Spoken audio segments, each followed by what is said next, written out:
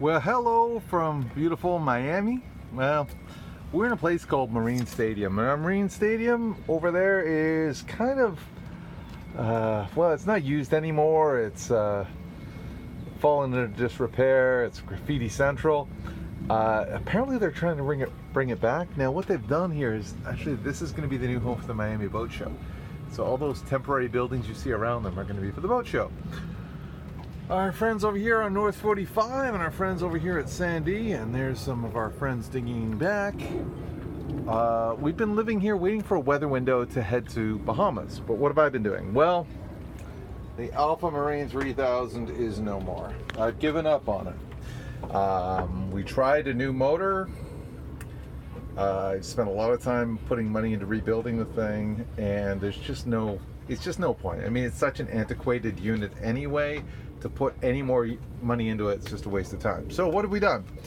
Well, we have bought a new, don't want to advertise here because Garmin hasn't done anything for me. We bought a new Garmin unit. The reason we bought the Garmin is because we have a Garmin chart plotter and we have Garmin wind instruments. So we felt that the Garmin might be the best option. Now, their drive unit, we went with the Class B drive unit, and I had my friend in Canada, Glenn, make that big aluminum bracket there, and that was kindly brought down to us by our daughter, and we have modified a little bit of the hull here, as you can see, and we've attached it onto our quadrant back there. Now the blue thing is the 10K potentiometer, which I talked about in a previous video, and this is a hydraulic mechanical pack. So this is mostly installed. What I have to do now though is these things here are the stops. So these are the stops for the quadrant, and this is only a 10-inch stroke. So I have to put some pieces on there to kind of build the stops out. So I've made some blocks for that. As far as the mounting goes, well, this is a pretty ugly setup. So what I've done is I've made this little piece of whiteboard here just using my hand saw. We don't have a lot of power tools out here. So that's gonna go like that. And then the new control unit's gonna fit in there. So I'm gonna remove that old unit and then pop this in.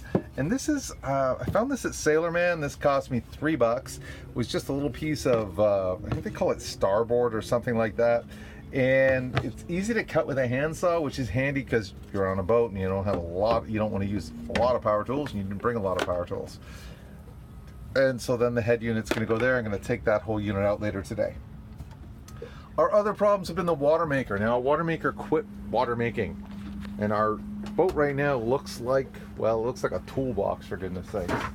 And lovely people over there, so this is funny as heck. So there's a dock over there. It's a temporary dock for the boat show, and we boats have been using it because otherwise we have to kind of beach our dinghies on this little coral beach there, which is kind of nasty on the feet. And I mean, we're not really hurting them, but they really got upset.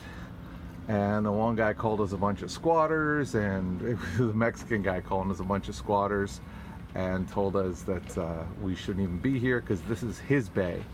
Well, you know what? The water's owned by everybody, okay?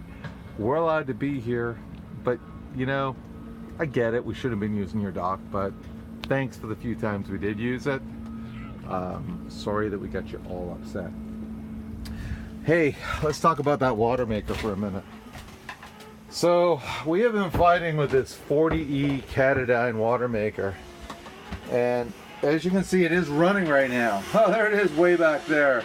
And this morning I just put in another $440 US element into it. Not thrilled. By the way, if you see a 40E Catadine Watermaker on eBay and think, whoo, I'm gonna get a good deal, don't even bother buying it. All right, just don't waste your time. We're fully stocked. We got provisions everywhere, including my famous Fireball. Sarah's living here, can you tell? Because she brought every piece of clothing that she owns. But we are fully stocked for going across. In fact, there's absolutely no more room in here at all for anything. These are the Garmin parts that are going to be installed later today. There's a box of Heineken that I fully plan on finishing with friends later today to get that out of the way. Even our bedroom is like full of stuff. So we're ready for Bahamas. It's a disaster, but we understand that food, and look, we've got chips and candy, and I don't know what this stuff. We got everywhere you look, there's something for the trip. So we are fully stocked and ready to go. Folks, this is Phil from Desperado 2. Have a wonderful day, and I wish you all the best. Bye-bye.